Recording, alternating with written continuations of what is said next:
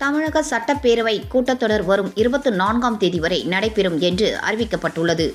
தமிழக சட்டப்பேரவை கூட்டத்தொடர் தமிழ்த்தாய் வாழ்த்துடன் இன்று தொடங்கியது. ஆண்டின் முதல் கூட்டத்தொடர் என்பதால் தேசிய கீதம் இசைக்கவில்லை என்று கூறி ஆளுநர் ரவி சட்டப்பேரவையில் இருந்து வெளியேறினார். இதையடுத்து ஆளுநர் உரையை படித்ததாக சட்டப்பேரவை ஒரு மனதாக தீர்மானம் நிறைவேற்றப்பட்டது. இதனைத் தொடர்ந்து ஆளுநர் உரையை பேரவைத் தலைவர் அப்பாவு வாசித்தார்.